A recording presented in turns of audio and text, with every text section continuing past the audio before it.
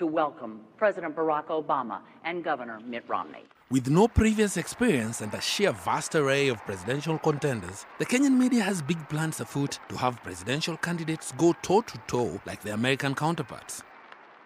But unlike in the US, where the two contenders take to the ring,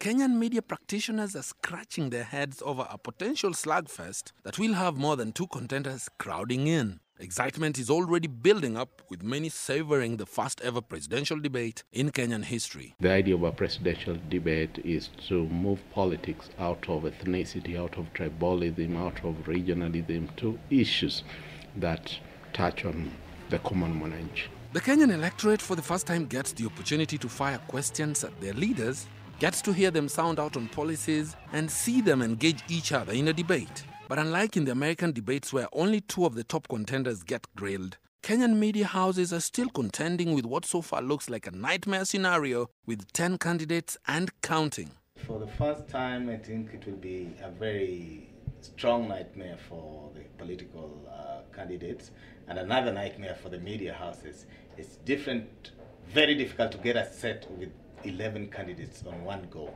So it might mean that we have two sessions on the same day if they have to carry everybody else on board. And then either the media houses decide on how to vet the candidates so that we have a fairly manageable situation of 2 or 3 or 4 candidates maximum. It will be a nightmare for the media houses to arrange a successful. The logistics will be just a nightmare. Who do you leave out, and how do you spread one question from candidate 1 to candidate 11? By the time the first question is answered by candidate 1, even a slow learning candidate number 11 would really pick up a few ideas from these guys and claim those are his or her ideas. So it really might not reflect the true strength of the individual candidates. With a highly polarized electorate that is yet to recover from the politics of 2007, just what impact will this debate have?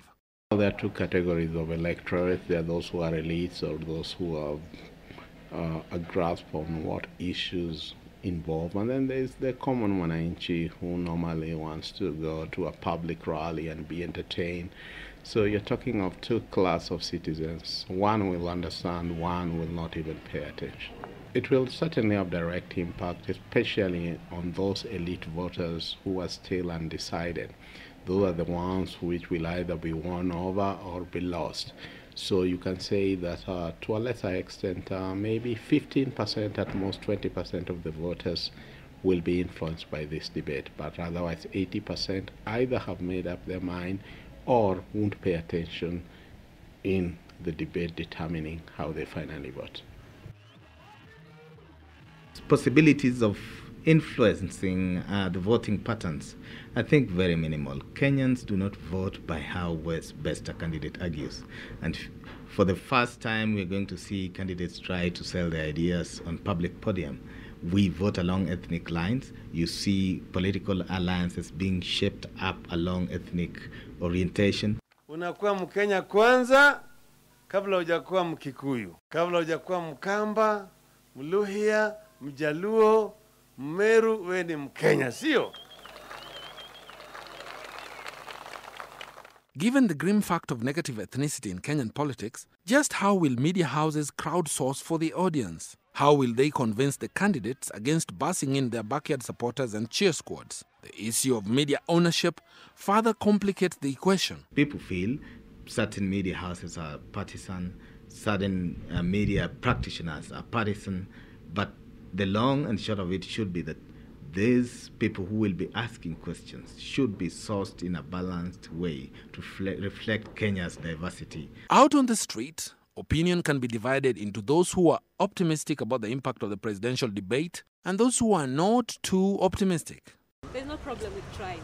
Let us try. If it fails, well and good. If it succeeds, well and good. It's a chance for the leaders that Kenyans should be looking up to, leaders that Kenyans should be actually thinking of voting for next year, to put out their ideas and reach out to guys who maybe their minds are just set on specific leaders that have always been there.